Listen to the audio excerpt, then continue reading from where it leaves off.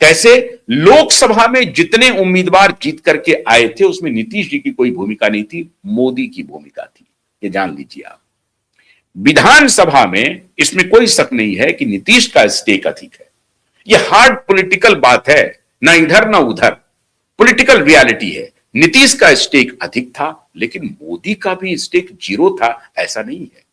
मोदी की popularity rating भी बनी हुई है, थोड़ी घटी है, ये बात सही है। लेकिन बिहार में जिस तरह से नीतीश की पॉपुलैरिटी बिफोर इलेक्शन बहुत जीरो पर थी, बहुत नीचे चली गई थी, लेकिन वो भी अमित शाह का ही एक मास्टर स्ट्रोक था जिसमें उन्होंने कह दिया कि मुख्यमंत्री का फैसला तो हम बाद में करेंगे, और पूरा विपक्ष जो है वो सिंपैथी देना शुरू कर दिया नीतीश कुमार को। विपक्ष को हमलावर होना चाहिए था नीतीश कुमार के ऊपर, लॉ एंड ऑर्डर को लेकर के और तमाम ऐसी बातें थी जो हमलावर हो सकती थी विपक्ष, लेकिन विपक्ष हमलावर नहीं हुआ, क्योंकि उनको लगा कि हो सकता है कि भाजपा और जेडीयू में टूट हो सकती है, तो नीतीश बाबू को हम अपने खेमे में मिला लेंगे। मार्जिन पूरा न्यूट्रलाइज कर दिया। नीतीश के खिलाफ जो एंटी इनकम्बेंसी थी वो अमित शाह के इस एक स्टेटमेंट से न्यूट्रलाइज हो गया और एक प्रकार से निगेटिव हो गया, मतलब फायदा हो गया इनको। इनके खिलाफ जो एंटी इनकम्बेंसी या गुस्सा बढ़ रहा था और विपक्ष उस गुस्से को और बढ़ा सकती थी, वो नहीं बढ़ा करके और कम कर दिया, और इससे क्या हुआ कि नीतीश का जो अपना वोट बैंक था वो इंटैक्ट रह गया।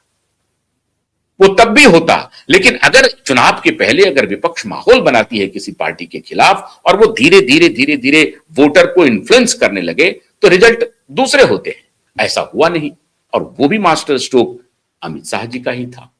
अब चुनाव के बाद भारतीय जनता पार्टी का मास्टर स्ट्रोक आने वाला है।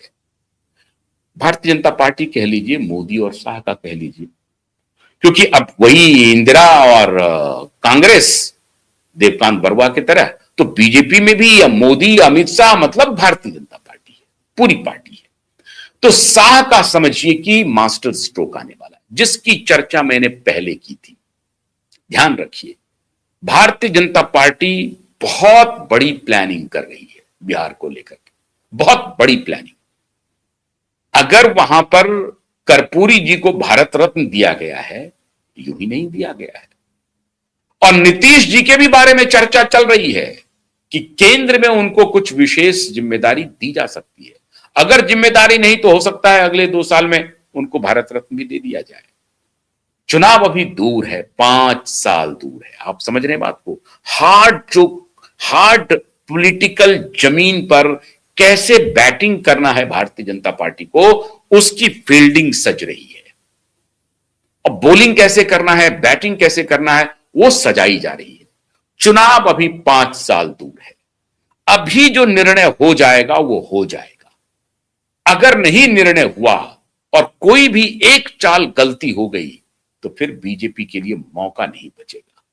बहुत सोच समझ करके भारतीय जनता पार्टी रिस्क नहीं लेना चाहती है। आसाम में उन्होंने लिया तो आसाम में परफॉर्म कर रहे हैं हेमंत बिस्व शर्मा, लेकिन बीजेपी ये रिस्क नहीं लेना चाहती है कि बाहर से जो आए हुए नेता हैं वो हालांकि हमारे आइडियोलॉजी को बिल्कुल सांगोपांग अडॉप्ट कर लिए हैं, लेकिन आने वाले दिनों में हो सकता है कि वो किसी और रास्ते निकल पड़े, उनकी अकड़ थोड़ी सी बढ़ जाए, वो दंडवत ना हो पाए।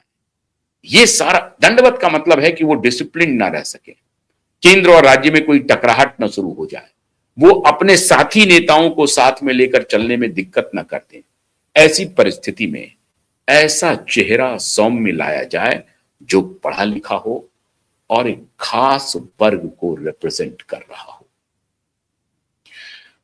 मैं कई बार, हालांकि मेरे वो मित्र हैं, व्यक्तिगत मित्र हैं, मैं आप कहेंगे तो हो जाएगा कि भाई उनका नाम लिया जा रहा है, लेकिन जो सूत्र मुझे बता रहे हैं, मैं कई बार देखता था उनको, पक्का वो संघी हैं, एकदम गमछा लेकर के चलते हैं, केंद्रीय मंत्री रहे, गमछा लेकर के चलते हैं, बहुत साधारण तरीके से रहते हैं।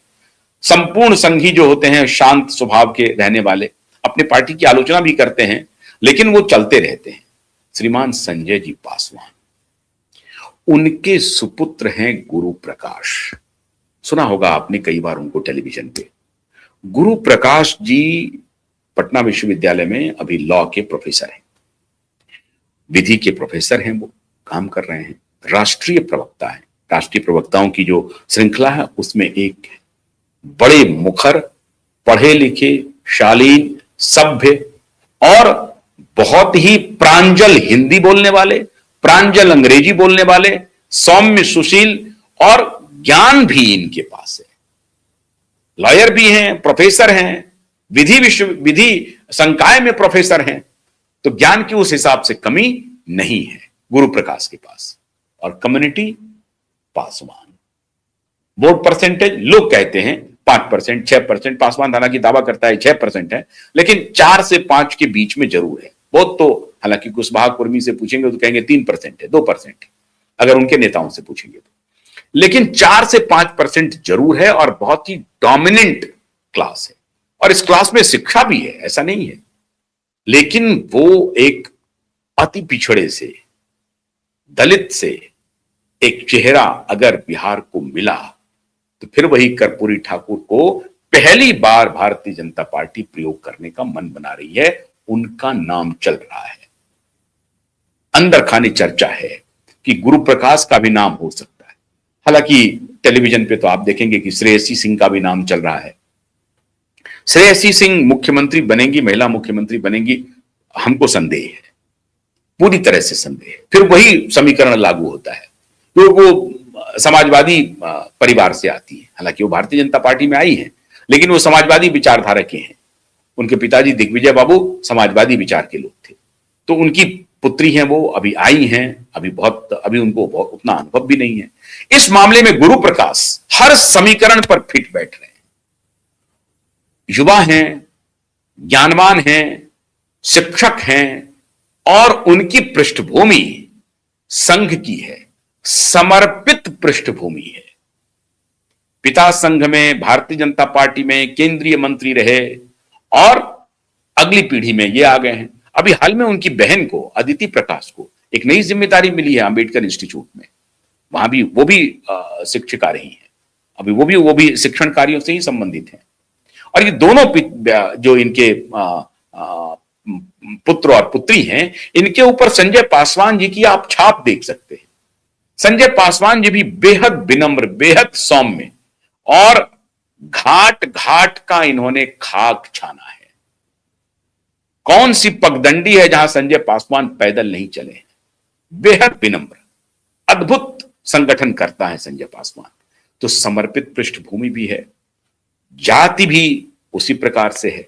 अब भारतीय जनता पार्टी के सामने एक चुनौती आ सकती है कि सम्राट चौधरी का बड़ा नाम हो गया। भाई सम्राट चौधरी, देखिए नित्यानंद राय जी रेस से बाहर हैं, उनको कन्विंस कर दिया गया है कि आप रुकिए।